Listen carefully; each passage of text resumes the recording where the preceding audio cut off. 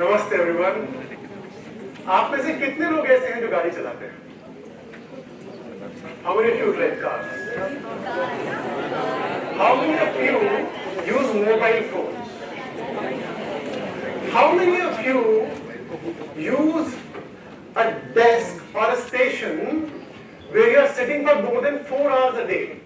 Whether it is a study table or whether it is your workstation. How many of you do that for more than 4 hours a day? How many of you lie down on a mattress that is soft and takes the shape of your body? Be it a spring mattress or be it a memory foam mattress or any soft surface. So I'll connect these answers towards the middle of this talk. Now, assume a person who is suffering from back pain, neck pain, knee pain, and various other issues. If that person has developed back pain, what will be the first resort? Where will he go first? First thing, he'll apply some home remedies, maybe some oil, some massage or something like that. Second thing, he'll probably visit a doctor. Doctor will do a prescription. He'll give you some supplements, he'll give you some pain blockers, maybe he'll give you some steroids if needed in your case. And if the case is very bad, he can even recommend you to undergo the knife, to undergo a surgery. Now, let me take you to a story. We'll connect this again. There was a disciple in one of the ashrams. The name of the pupil was Jiva. Jiva was the pupil of Guru Atreya. When he completed his 12 years of education with his Guru, he went to his Guru and asked him, Guruji, what is the Guru Dakshina that I can offer you for all the education and wisdom that you have imparted me in the last 12 years? Guru Atreya said, go and get me one thing that cannot be used as a treatment kit for any of the patients. Find me one thing from this earth that I cannot use for treatment. I said, okay, what's the big deal? Let me go and find one. I can probably get you more than one. So he went outside and looked for the things which were available. So he looked at the trees, plants, leaves, flowers, roots, and he realized everything has some medicinal purpose. It has one thing or the other that can be used in some case. If the stem of the tree, it can be used. The tree of Arjuna is very useful for cardiac issues. Leaves, be it neem leaves or be it basil leaves, they all have their medicinal values. Be it the roots or be it the mud, everything has one or the other medicinal value. He got confused. He said, okay, let me think of something more than this and let me see the dead skins of the animals. Dead animals, and I'll explore what can be done with that. That might be something of no use. And he realized that also has medicinal applications. They couldn't pick that. Next, he tried, Guruji must be thinking of poison. Poison can't be used so easily. So he tried different types of poisons that were available in the books. And realized, no, they also have a medicinal property as a steroid. In some of the cases, they are also useful. Now I got confused. What is that one thing which Guruji is asking me to bring as Guru Dakshina? Might be the metals under the earth. Iron, zinc, silver, gold. All of them have one or the other medicinal property. So I can't even take the metals. So now he lost all the hope and went back to the ashram, empty, and said, Guruji, I'm so sorry. I failed the exam because I could not find that one thing that you were looking for which cannot be used in the treatment. Whatever I found was useful for one person or the other. So please tell me, what is that one thing that cannot be used? Guru said, Jeepak, you have passed the exam. If you would have brought something, you would have failed. There is nothing on this earth that cannot be used as a treatment modality for one patient or the other. It is a job of the physician to decide what applies to whom. It is the knowledge of the physician which treatment modality will be applicable to whom. Now, this system gives us, this story gives us simple clarity that everything has one or the other medicinal property. Now let's get back to where we left. Somebody developed back pain, knee pain, neck pain, XYZ pain. Where do you go? You go to a doctor to find a solution, and doctor tells you XYZ solution. Maybe a simple medicine, or an oil, or maybe something more drastic like a steroid shot, or undergo the knife. Nobody wants to undergo the knife. Nobody wants to undergo the knife. So what does the patient do? The patient visits another doctor, and of course gives the same advice. The patient still doesn't want to undergo the knife. He'll visit a third doctor and take another opinion. It's a very common practice. Patients want to avoid surgery and they seek opinions of doctors so they find one solution that can help them avoid some drastic procedures. When all of them are giving similar descriptions, now the patient thinks that this is now getting cemented. This is what is going to happen. Now let's go back to our story. We are living in a world of specialization. We are living in a world of super specialization. And that is very, very good. That doctor knows everything about that body part. That particular body part, the doctor understands very well. From one science that he has studied. The problem was that the patient goes from one doctor to another, but in the same vertical. From allopathy to allopathy to allopathy to allopathy, he takes 3 opinions, and all opinions come similar. Why? Because everybody follows the same curriculum, same books, same system, same protocols. So the answer has to be similar. Solution lies in changing the vertical, changing the treatment modality. If you are referring to X vertical, go to the Y vertical. From allopathy, go to Ayurveda. From Ayurveda, go to homeopathy. From homeopathy, go to medical yoga. From there, if you want to explore other fields, go and explore other dimensions, other possibilities which are there. Then you are stuck only in one system. And you always visit, and you always find a solution in one particular thing.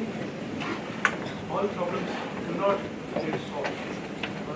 It's a kind of specialization. Person knows one particular thing. So you have to, there's no more one physician who knows everything. So now the job comes to the patient himself. So you have to explore the other modalities available for your treatment. Now, let me take you back to where I started. How do you drive cars? So let me give you an example. When you drive a car, how do you do that? Or what is the position of your feet? So when you keep your feet straight, this is how I'm standing, so consider my hands as my feet and I'm driving a car from my hands. Hands are replicating the movement of the feet. What do? You use right foot for changing between 2 passages, and you use your left foot only for clutch. If your car is not automatic. So what will happen? It is something like that I give you 1 kg dumbbell, a very small dumbbell, and I ask you to do dumbbells only from your right hand. I'm not allowing you to do any dumbbells from your left hand. So, if you're driving an automatic car, you are using your right foot far more than your left foot.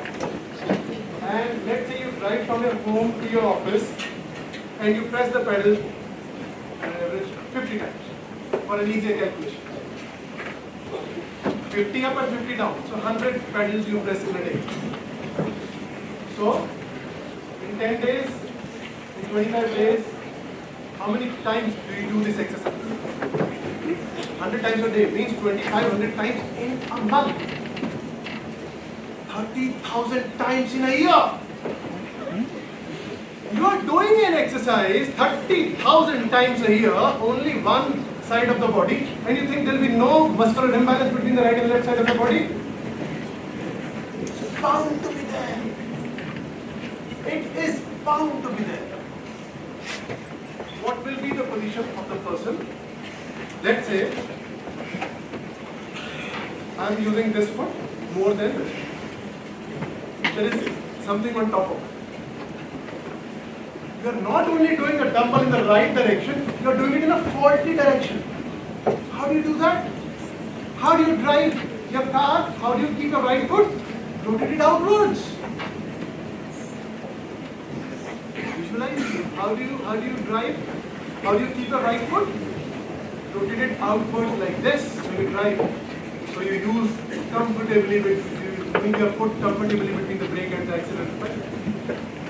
So you are not just doing the 30,000 reps of one-sided exercise, you are also doing it with a faulty alignment. Result. Let's say I am standing straight. It's a simple mechanics. I am keeping my feet parallel with each other. Because of that faulty alignment of the foot that I did for good 1 year, 2 years, 10 years, 30 years, how many years you are having a career today? Multiplied by 30. So if I train my foot in this position, when I stand, the foot is going to be laterally rotated outward, a little more compared to that. Simple. What will happen to your body? You have one spine and weight goes equally on both the sides 50%. If I rotate my right foot outwards, my body weight automatically shifts to the left. If I am keeping my feet parallel, and if I rotate my right foot out, my body weight is bound to shift to the other side. Result. Legs which are supposed to carry 50% of the body weight is now carrying 60, 40 or maybe 70, 30 of the body weight. This knee is bearing more load. Knee is a very strong joint. It will take 10, 20, 30, 40 years to show the results, show the degeneration. Do you think application of oil is going to? Do you think popping pills of calcium and vitamin D is going to help this? Or it lies somewhere else? Where it is to be treated? It is to be treated in your lifestyle. So, these oils, these pills, they are good because they give strength to that leg so it can carry more weight, it can bear with that load that is there on it. But until you do the correction,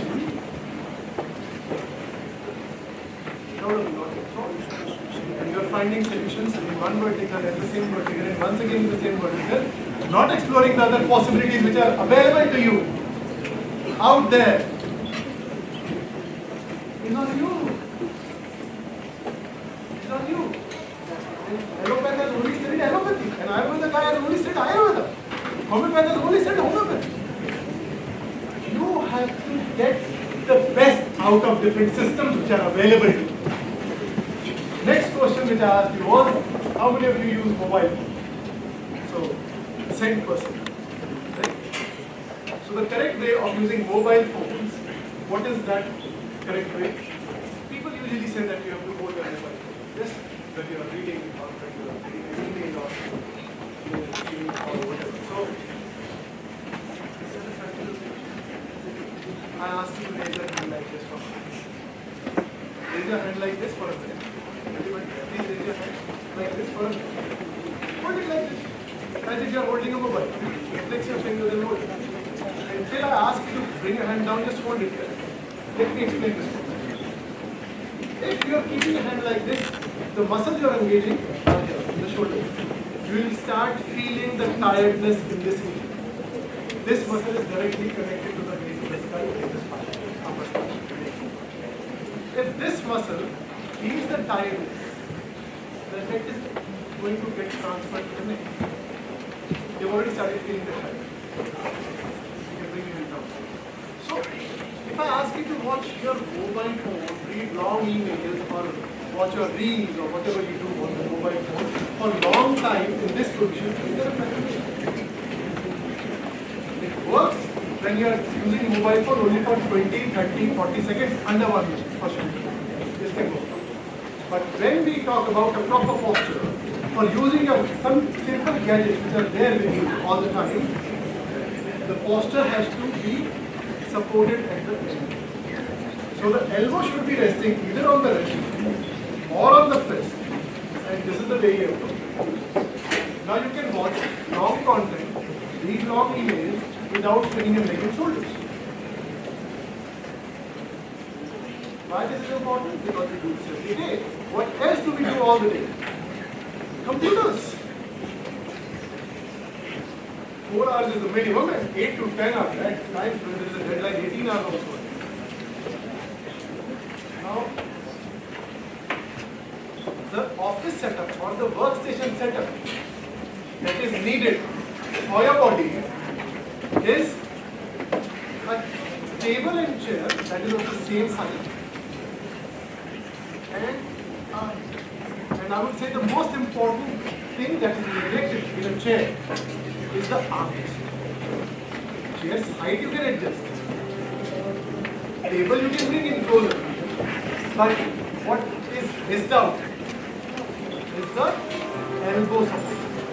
If there is sufficient elbow support, there will be absolutely no or negligible pressure on the neck and shoulder.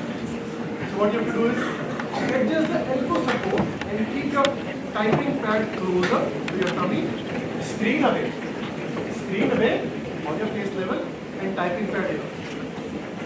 So you use laptop, you can do this, screen there and typing here. So keep your laptop up there and buy a cordless keyboard and keep it in your lap. Use it. That will reduce the strain on your neck considerably. Almost I would say 90% pressure on the neck will go away. Now, next question that I asked you was again related to your sleeping posture.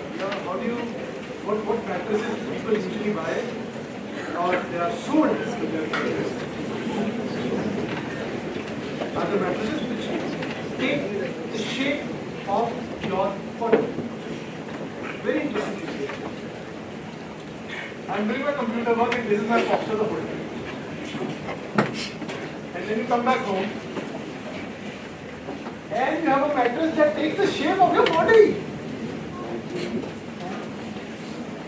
This is the shape of your body. By working throughout the day, I am actually taking a picture. And then you buy a mattress that takes the shape of your body. So, you have to buy a mattress that is sufficiently hard or firm, where you can actually unwind the soft tissues which were compressed throughout the day. Now the body can breathe. Why this is important? You spend 8 hours on your office chair, out of 24 hours, 8 hours on your office chair. 8 hours sleeping on the mattress. So out of your 24 hours, or I can say out of 100 years of your life, 66 years. 33 years sleeping on the mattress, the mattress has to be. Invest time and energy in finding the right one to do, and 33 years on the chair. So important to find the right one. In this system of our culture, this is Heyam Dukham Anagatam. Arrest the disease before it occurs. arrest the disease before it occurs. That means you have to follow the preventive part, and that is where these things which are already there in your system, you have to improve upon all of them.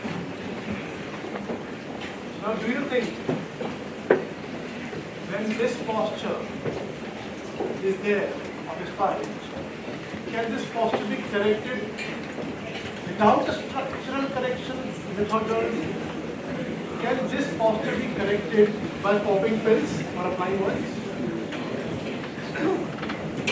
For this, you need some mechanism that works on your body structurally. So there are two methods of doing that. Number one is the exercise that is repetitive in nature. The other way is yogic style that is more static in nature. So if we combine the two,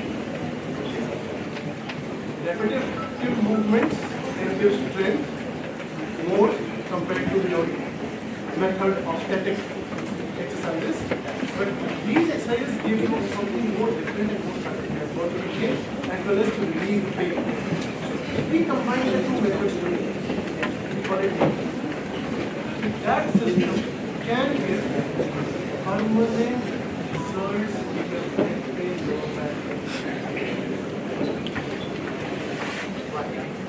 because the patient is coming to us for pain relief, number one. Then we have to strengthen the posture, and then the third thing is head to toe overall correction. So if we follow these steps, long lasting or permanent. So, for musculoskeletal issues which are coming in because of a faulty lifestyle, I strongly recommend these experiments, other therapies which are available, and they also hold a lot of wisdom and a lot of depth that can bring absolutely peaceful and pain-free life.